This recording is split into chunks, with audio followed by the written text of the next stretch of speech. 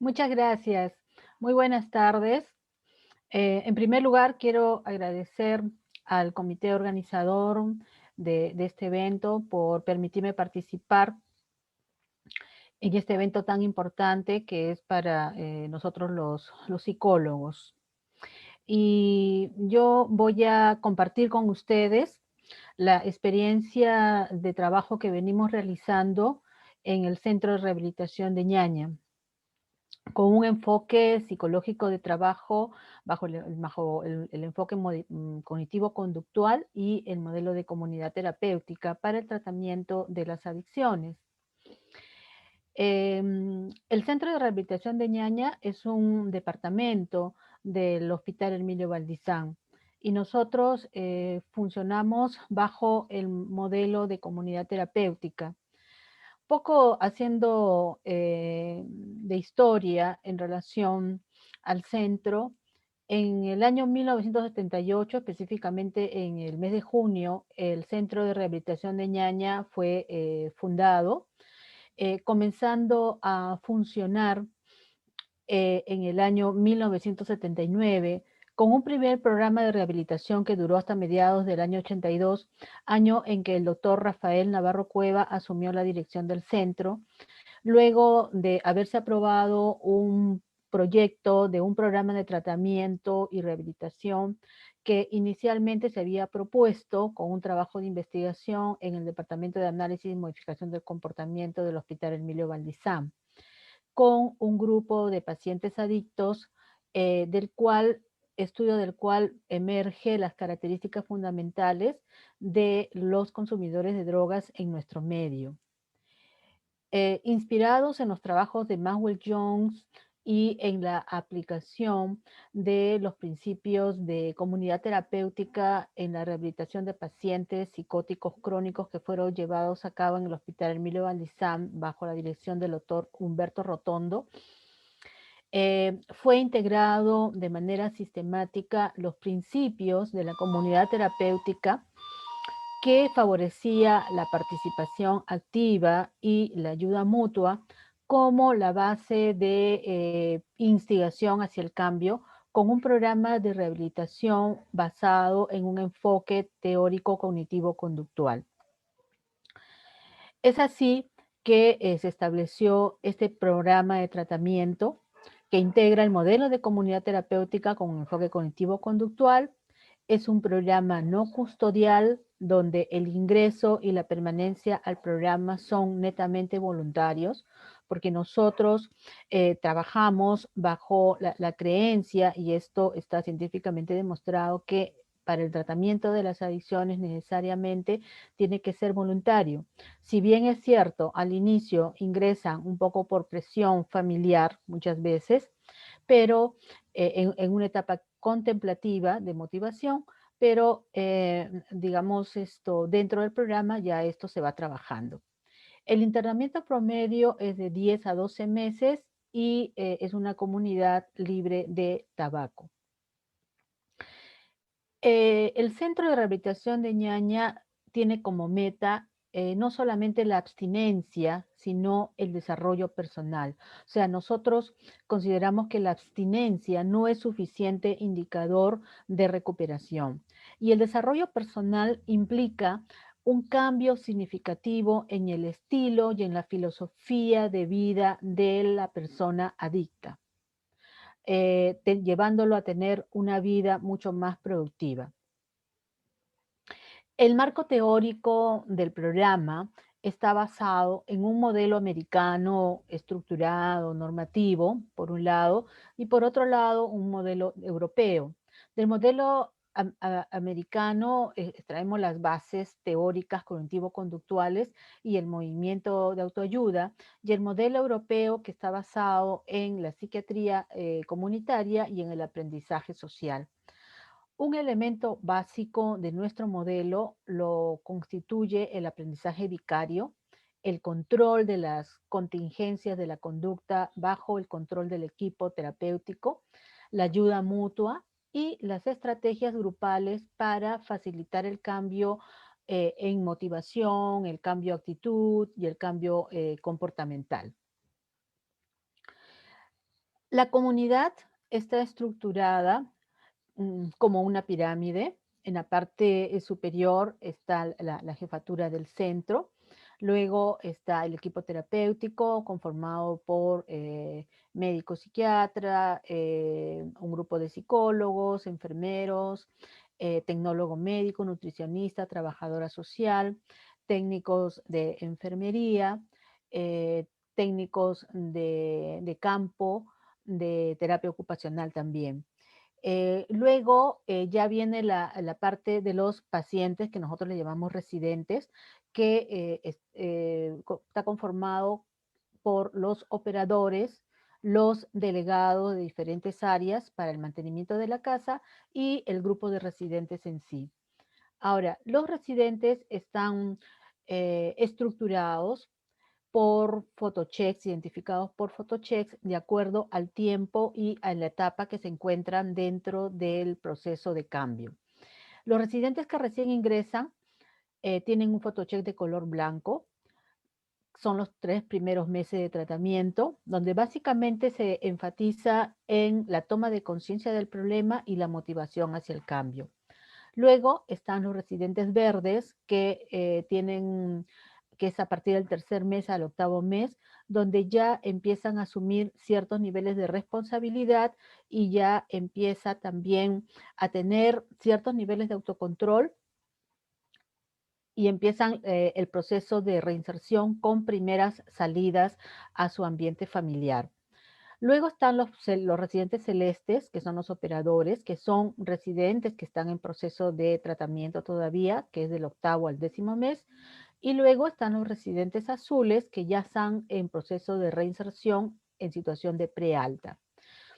Por último, están los residentes rojos, que son residentes que ya están fuera de la comunidad y que se encuentran en la etapa de seguimiento.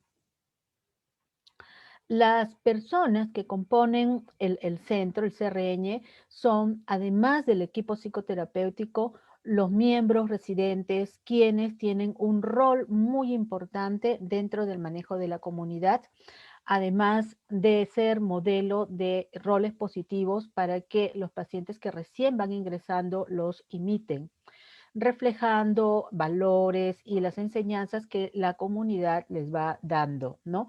Es en eso donde está la fuerza del tratamiento de la comunidad como base para el aprendizaje social, que está basado en la variedad y cualidad de sus modelos de rol, ¿no? Se espera que todos los miembros de la comunidad sean modelos para los demás y esto incluye al personal que labora en el centro, tanto el personal profesional como no profesional.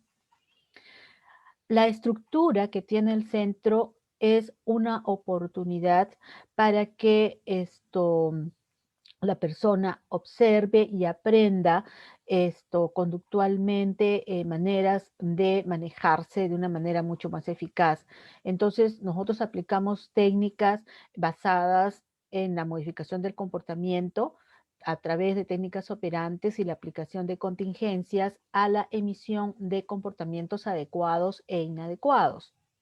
O sea, ellos tienen acceso a una serie de refuerzos por los comportamientos adecuados y también correctivos o privación de refuerzos por comportamientos inadecuados, ¿no? Como por ejemplo llamadas telefónicas o permisos de salida o accesos al gimnasio, por ejemplo.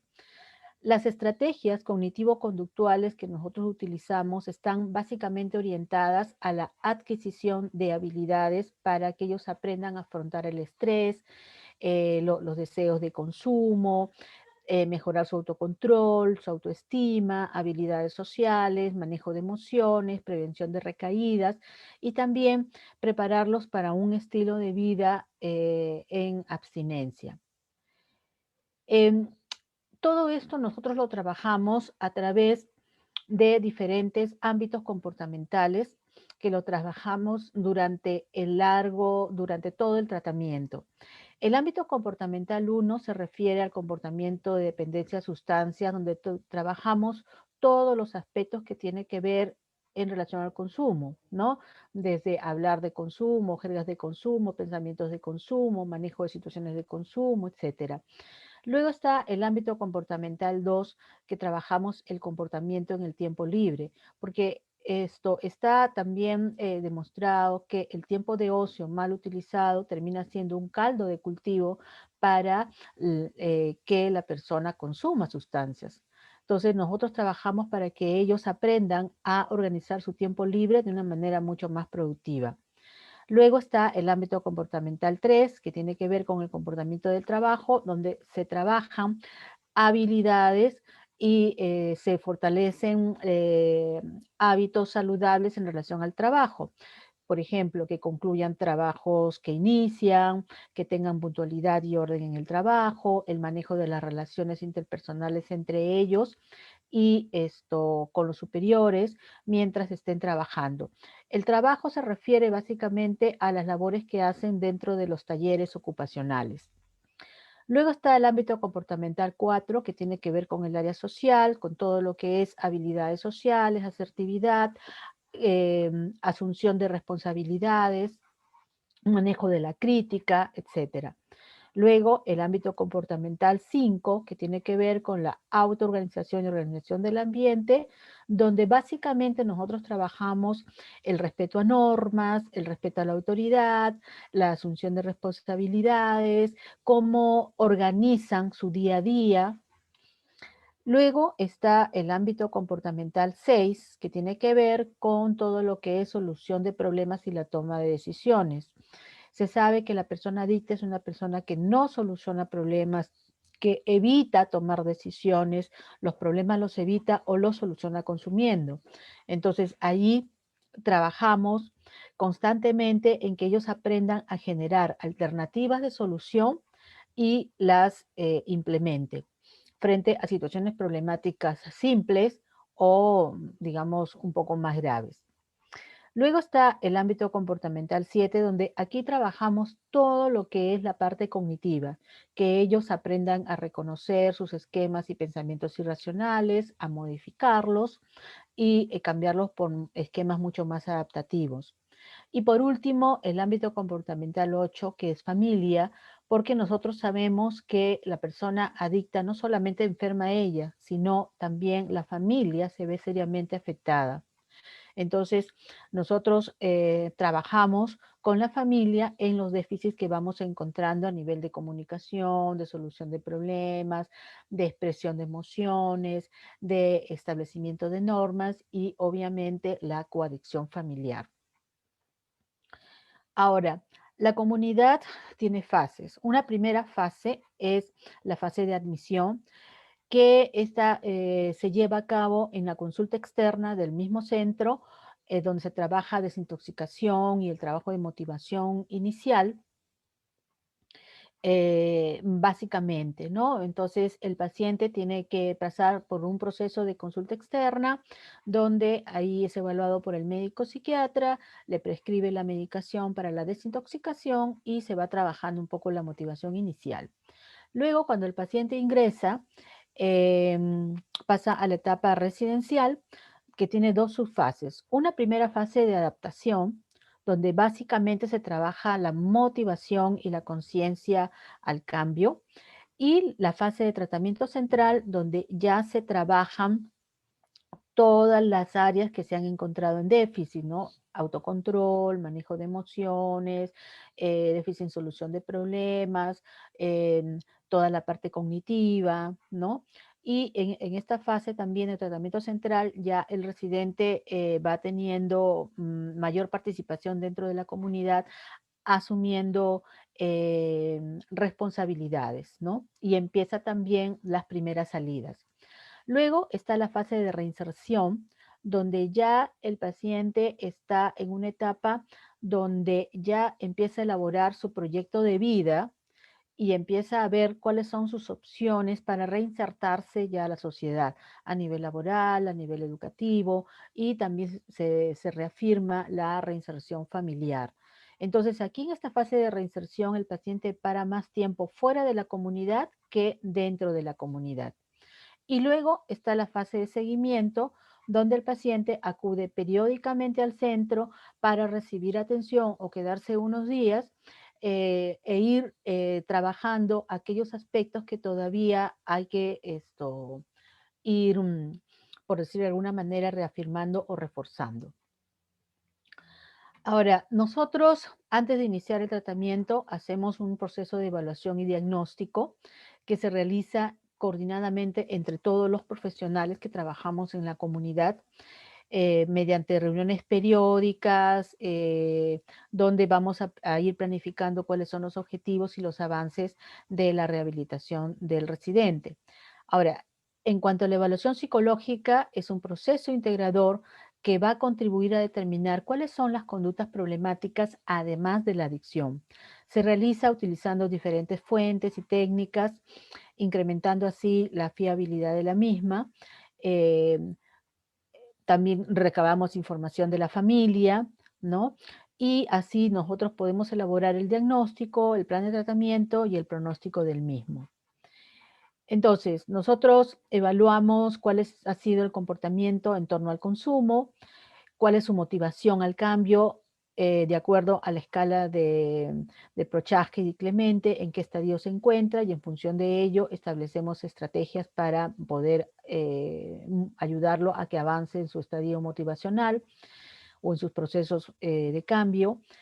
Evaluamos los repertorios de conducta en déficit y en excesos, sentimientos y emociones, sus esquemas cognitivos y también la comorbilidad, porque sabemos que es un tema muy común y muy frecuente en la población adicta. Para ello, nosotros usamos la entrevista psicológica, la historia clínica, cognitivo-conductual, autoinformes, observaciones de conducta y la aplicación auxiliar de diversas pruebas psicológicas, cuantitativas y cualitativas. Entonces, en base a ello, elaboramos la historia clínica y hacemos el listado de conductas problema, el análisis funcional y análisis paradigmático del caso, y en función de ello formulamos cuál es el plan de tratamiento del paciente.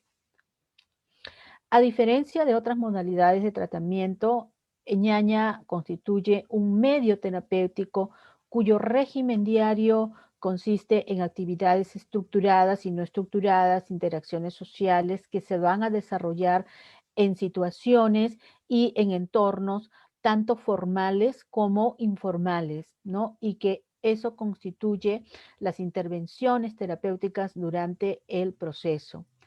Ñaña también va a dar un espacio único para que estas interacciones sean intensivas, continuas, programadas y están desarrolladas de manera estructurada, lo cual va a facilitar la satisfacción de necesidades relacionales en el usuario y permite la estructuración de las relaciones del residente consigo mismo y también con los demás. De esta manera nosotros lo estamos preparando para su reinserción en núcleos, su núcleo familiar y social. Entonces, la propia comunidad en sí, o la estructura de la comunidad, muchas veces va a generar una presión artificial que está provocando que la persona en tratamiento actúe su patología frente a sus pares, quienes a la vez le van a servir de espejo de la consecuencia sobre sus actos. Entonces, esta presión social a menudo resulta ser un catalizador que va a transformar la crítica y la autoevaluación en una actitud positiva. Esta presión también le va a llevar a que actúe sobre sus aspectos positivos, o sea, que saque sus aspectos positivos, los cuales van a ser reforzados, así como los negativos con los cuales se va a trabajar para modificar o extinguir. También la introspección que el residente haga de sus propios problemas se obtiene mediante la interacción grupal y la interacción individual, la intervención individual, pero el aprendizaje mayor se da a través de la propia experiencia, con sus fracasos, con sus éxitos, experimentando las consecuencias tanto de sus fracasos como de sus éxitos, ¿no? Y esto es lo que constituye, digamos, lo que va a perdurar más en su aprendizaje. La participación dentro de la comunidad está diseñada entonces para ayudar a que las personas se puedan identificar, puedan expresar y puedan manejar sus sentimientos de manera adecuada y constructiva. También las actividades rutinarias van a servir para contrarrestar las vidas desordenadas de ellos y enseñarles cómo planificar, fijar metas y lograrlas y ser responsables. Un día típico dentro del centro empieza a las 6:30 de la mañana y finaliza a las 10 de la noche. Todo su día de ellos está estructurado, empieza con actividades de gimnasia, luego actividades de mantenimiento de la comunidad y luego ya esto de tomar de limpieza y de tomar su desayuno, ya empiezan las actividades psicoterapéuticas, ¿no? Y en la tarde hacen laborterapia y algunas otras actividades, ¿no?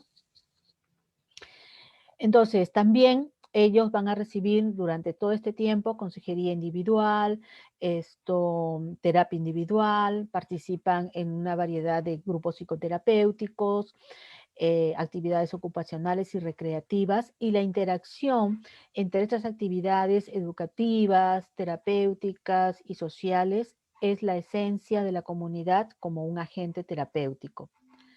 Entonces, durante todas estas actividades, em, el tiempo personal y de interacción social, los residentes se van transmitiendo mensajes que constituyen el espíritu de la misma comunidad, ¿no? Mensajes como, por ejemplo, estar alertas, estar vivo, autoobsérvate hermano, o te refuerzo por, ¿no? Entonces, esto mantiene la comunidad activa y viva, ¿no? Entonces, también otro elemento importante es la autoayuda por la amplia variedad de tareas que son responsabilidad de los residentes, ¿no? Como las tareas de cocina, las tareas de limpieza y en general de mantenimiento de la comunidad. Entonces, las modalidades de intervención que nosotros tenemos, los psicólogos, son las terapias individuales, grupales, familiares y actividades de supervisión y monitoreo. Las estrategias de intervención que utilizamos están basadas en el modelo cognitivo-conductual. Usamos técnicas operantes para mantener o disminuir o eliminar conductas, entrenamiento en relajación muscular.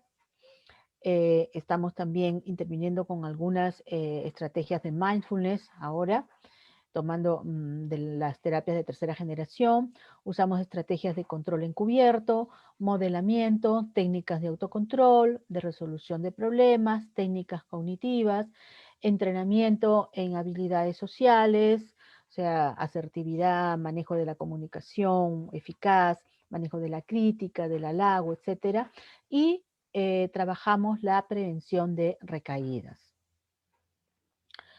La interacción del residente con el terapeuta da un marco para el consejo y también para la terapia individual, que va a suponer una aportación significativa para su rehabilitación y también una naturaleza didáctica.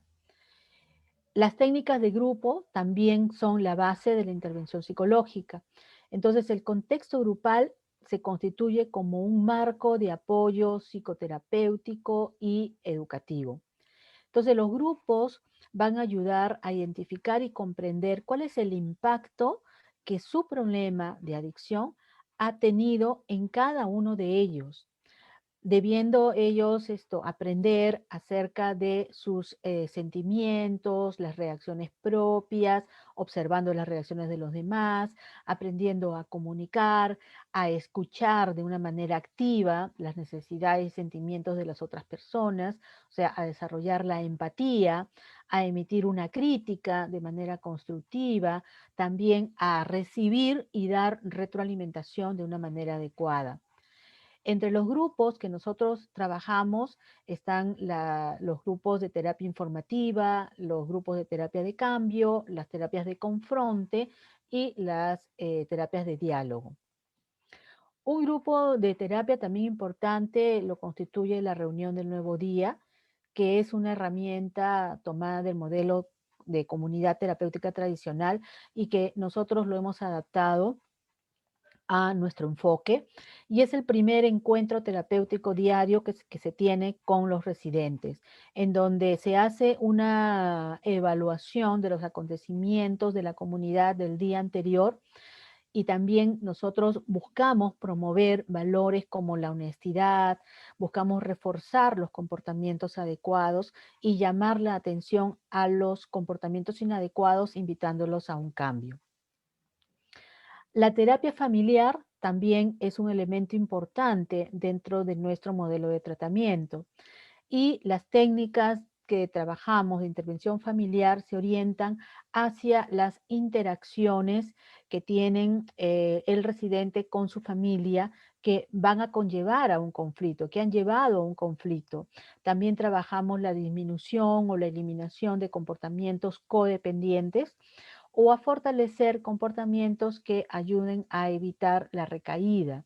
Trabajamos mucho la importancia de las normas, restablecer las normas dentro de los hogares de ellos. Estas intervenciones se dirigen al núcleo familiar del residente, o trabajamos con la pareja, o también trabajamos multifamiliarmente. La meta es fortalecer el apoyo familiar hacia la abstinencia del residente, favoreciendo el cumplimiento de las pautas del tratamiento y monitorizar la conducta del residente en sus relaciones familiares e interpersonales, ocupacionales, recreacionales y exposición a situaciones de riesgo. De cualquier forma, la autoayuda está siempre presente dentro de la comunidad, y esto se refuerza mediante la crítica constructiva, el halago y confrontando las conductas y actitudes contrarias a los objetivos del cambio. También es importante resaltar el rol que cumple el equipo terapéutico, que, como ya les decía, estaba formado por el médico psiquiatra, los psicólogos, las enfermeras, el personal técnico, el tecnólogo médico, la nutricionista, la trabajadora social.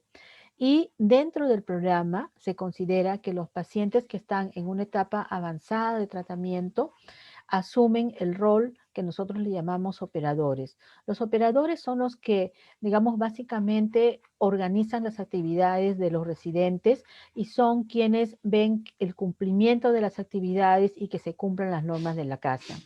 Obviamente que los operadores están controlados por el personal profesional y técnico, ¿no?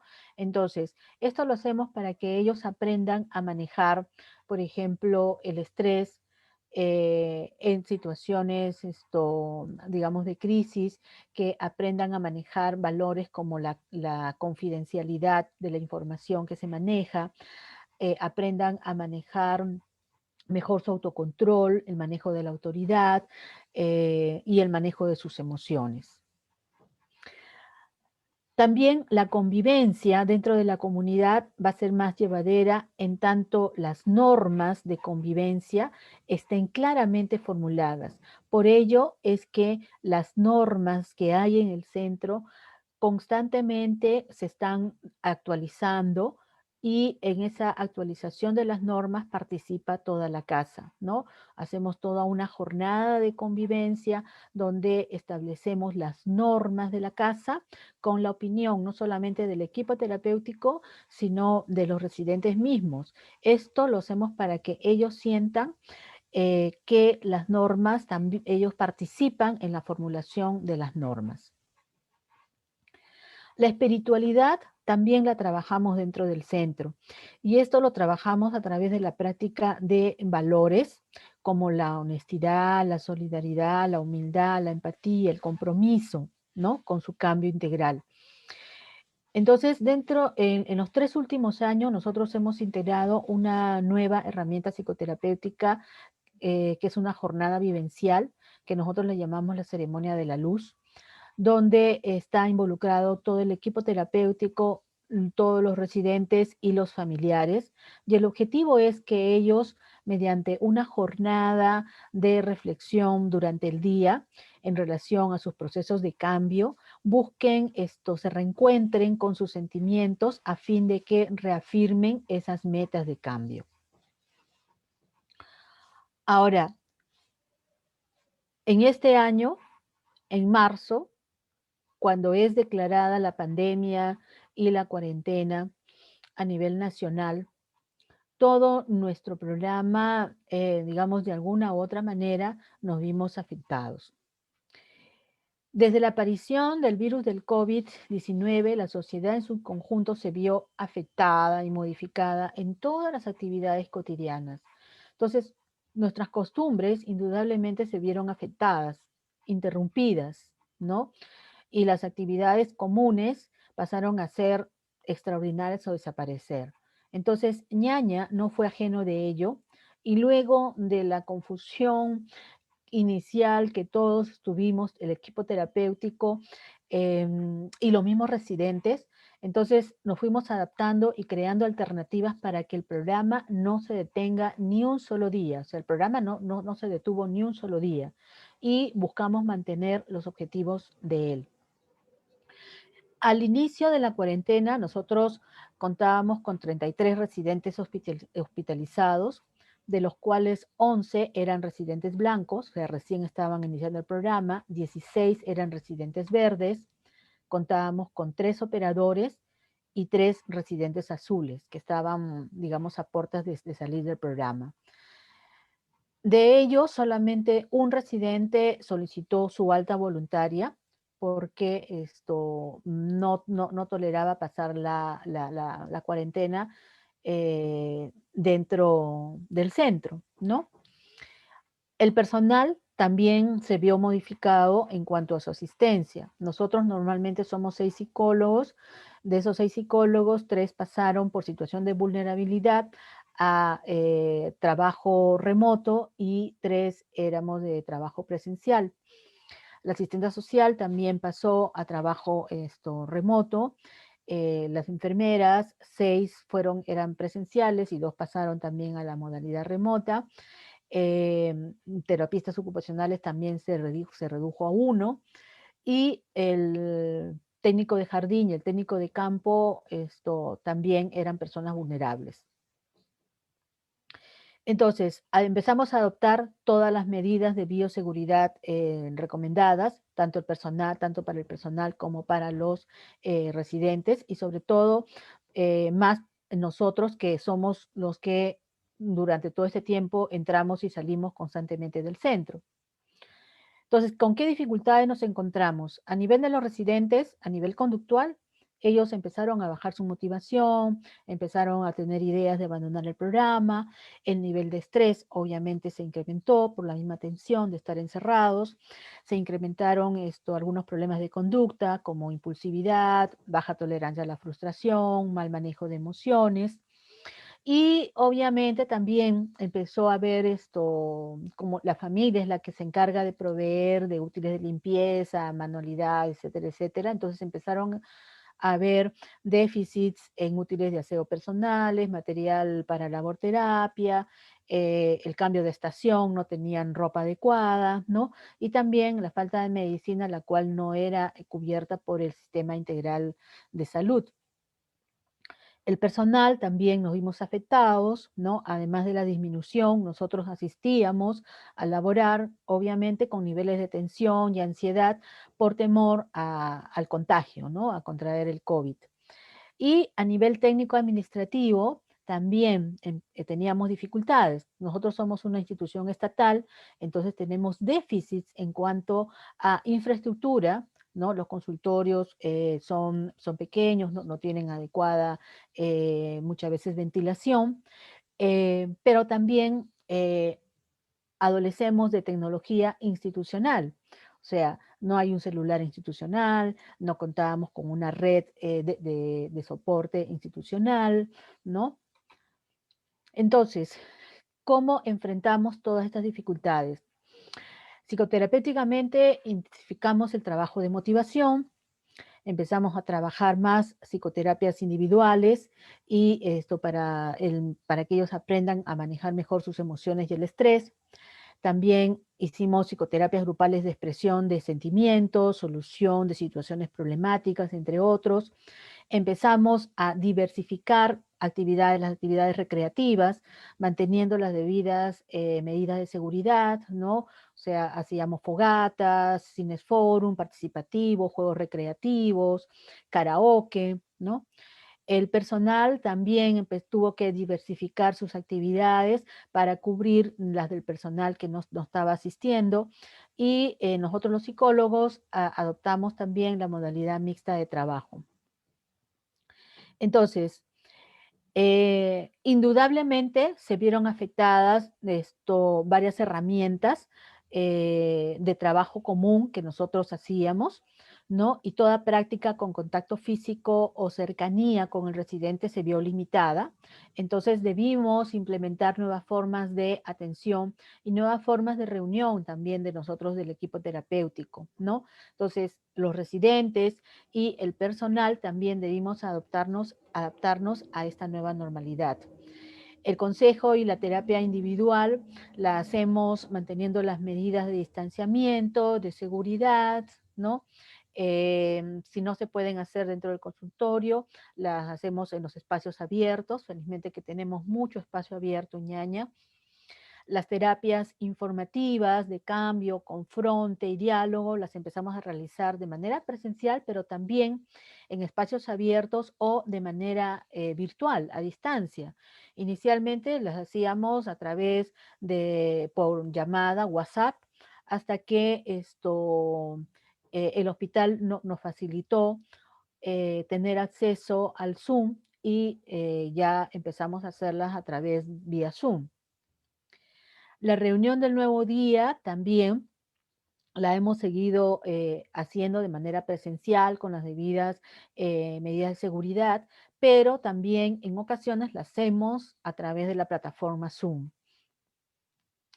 Las terapias multifamiliares igual, esas en vez de hacerlas de manera presencial, las realizamos haciendo uso de la plataforma Zoom, manteniendo el mismo programa de las terapias multifamiliares de 10 sesiones. Entonces, aquí nosotros nos dimos con la sorpresa de que la participación de las familias a través de esta modalidad de tratamiento es mayoritaria. También el seguimiento, parte importante del programa y en donde nosotros evaluamos el mantenimiento de los cambios, o sea, el residente ya no podía ir al centro a reforzarse o a quedarse unos días o a tener una consulta. Entonces, nosotros ahora el seguimiento lo hacemos a través de la plataforma Zoom, ¿no? O a través de las videollamadas. Las limitaciones de los movimientos de nuestros residentes, sus salidas, sus permisos nos obligó a buscar alternativas creativas que las reemplacen y que respondan a las necesidades de ellos, de sus familiares y del personal profesional y técnico del centro. Entonces, a través de ello, nosotros satisfacíamos con aportes que hacían las familias para la satisfacción de sus necesidades, por ejemplo, de útiles de aseo, en la implementación de las mascarillas. También el comedor se adaptó, solamente 2 residentes por mesa, y la implementación de las llamadas telefónicas. O sea, ningún familiar empezó a visitar, se permitió que visitara a los residentes. Se cancelaron totalmente las visitas, se cancelaron los permisos y entonces eso lo suplimos por videollamadas semanales o llamadas telefónicas semanales, siempre conservando el principio de ser un refuerzo a comportamientos adecuados de los residentes, ¿no? Procuramos también que las familias estén presentes en los momentos importantes de los residentes, como en cumpleaños o en las altas clínicas de los residentes. Antes esto era presencial, ahora es a través del uso de la plataforma Zoom, ¿no? O a través de una videollamada. Ahora, ¿qué ventajas encontramos de esta experiencia? Los residentes reciben terapias grupales diarias de 2 a 3 por día. El seguimiento de los residentes también lo vemos que se facilita y se puede hacer de manera mucho más continua, porque el residente ya no tiene que trasladarse desde su casa hasta el centro, sino simplemente con la llamada ya tenemos contacto con ellos. Se ha podido también mantener el funcionamiento de la comunidad pese a las medidas restrictivas. Las terapias multifamiliares se han realizado contando con una participación mayoritaria. Ahora, ¿cuáles son las desventajas?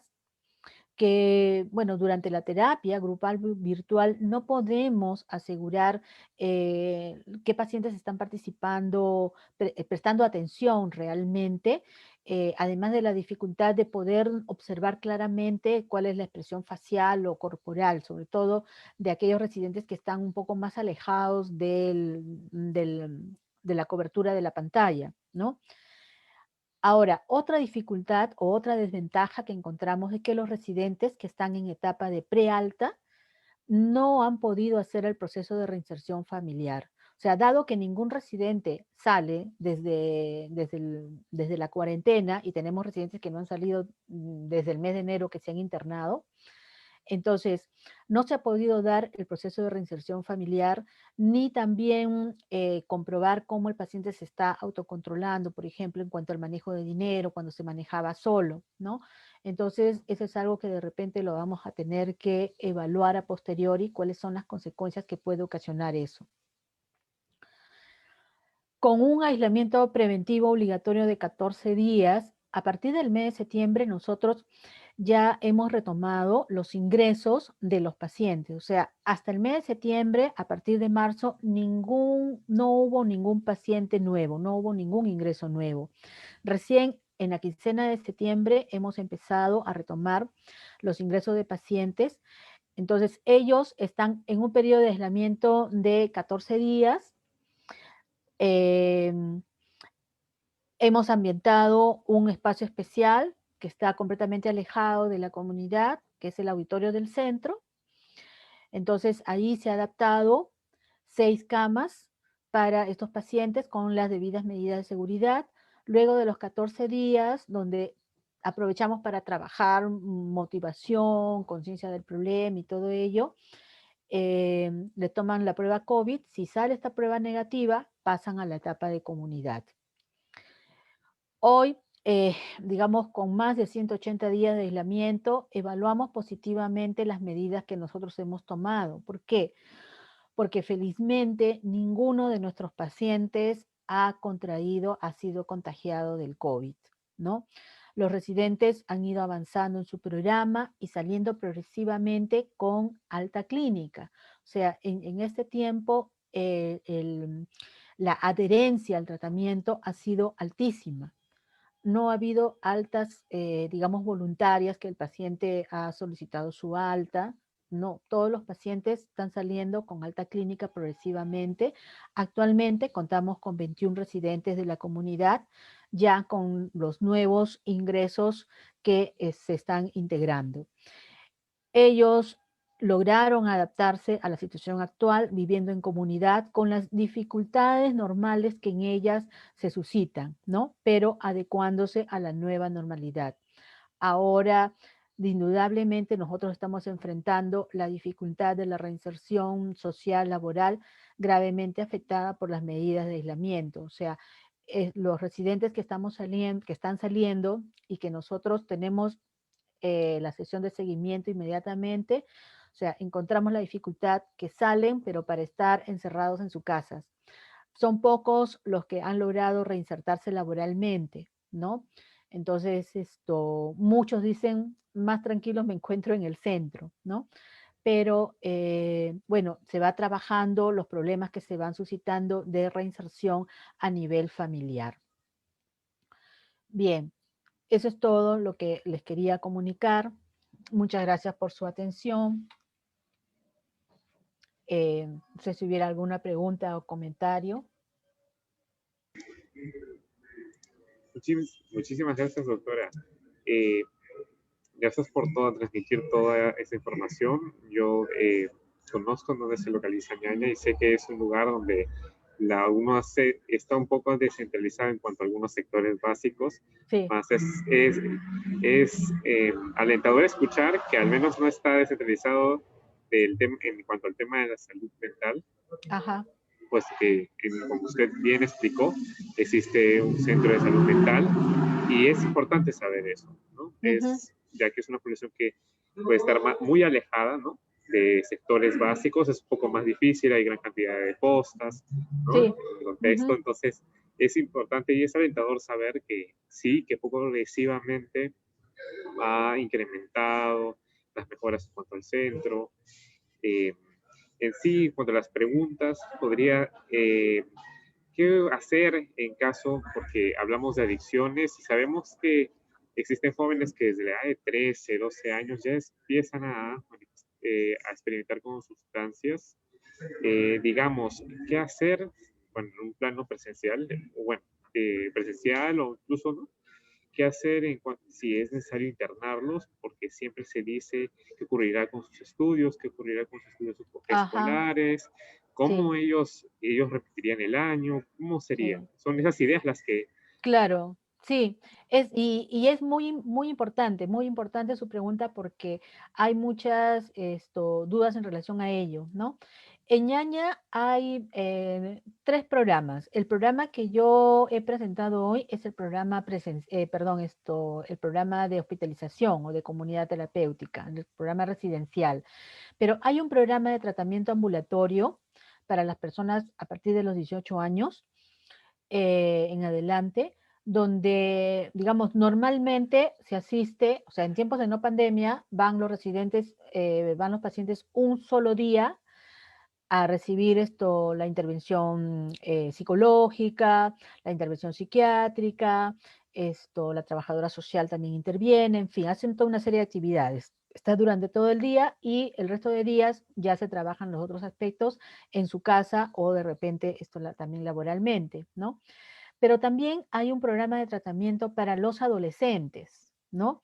Dirigido a aquellos chicos que están entre los 14 y los 17 años, donde también solamente acuden una tarde al centro para recibir la ayuda psicológica, básicamente a nivel individual y grupal, ¿no?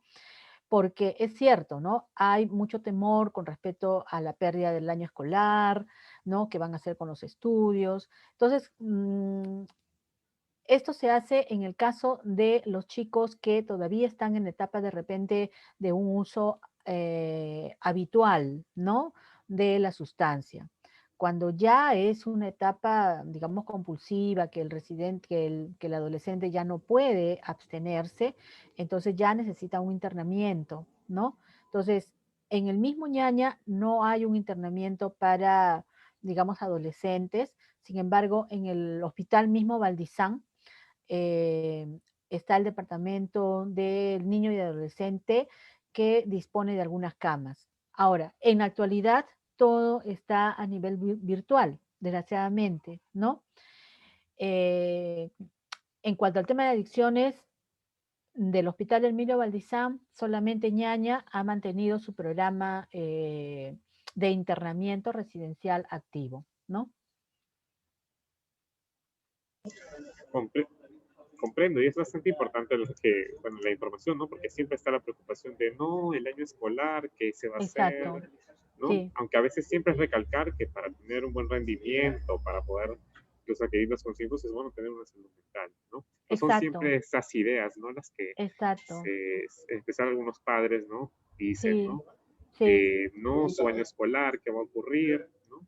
Pero es bueno saber eso, ¿no? Y en caso ya que es alarmante, pues sí, un Claro, internamiento, claro. exacto. Con ellos es importante primero empezar con un tratamiento ambulatorio, ¿no? Ambulatorio, ¿no? Y el psicólogo allí tiene un rol muy importante, ¿no? Porque incluso con los adolescentes no es muy bueno usar mucho psicofármaco, ¿no? A no ser que sea, pues, un paciente con déficit de atención e hiperactividad, por ejemplo, ¿no? Un adolescente, ¿no? O de repente un disocial, ¿no? Pero si no, es trabajar psicológicamente, ¿no? Entonces, primero intentar ambulatoriamente, ya si no funciona, ya ahí sí ya pensar en en el internamiento, ¿no? Muchas gracias, doctora. Y en cuanto al tema del proyecto, ¿han pensado en algún proyecto preventivo? Ya que muy aparte de pues, ser un centro, Mm, existen muchos colegios, ¿no? En esa zona, tanto en Chiclayo como en Chosica, que carecen de psicólogos en sus sí. instituciones educativas. ¿Han pensado en algún proyecto de prevención, campañas para mejorar esa situación? Sí, sí, sí, sí. Hace 2 años fue, o hace 3 años, iniciamos un proyecto donde íbamos a los colegios de la zona y trabajamos también con la comisaría de la zona. Entonces hicimos una capacitación justamente en prevención a líderes y a algunos agentes de las comisarías, ¿no? Para detectar casos de consumo, ¿no? Y trabajamos también con los profesores de los colegios de la zona. Desgraciadamente, por cuestiones presupuestales, esto solamente quedó allí. Y justo este año se pensaba retomar, ¿no? Ya se estaba un poco haciendo los primeros contactos en los meses de enero, febrero, pero justo vino lo de la pandemia y ya eso ya se cortó, pues quedó ahí nomás, ¿no? Esperemos que en el próximo año ya lo podamos realizar, ¿no?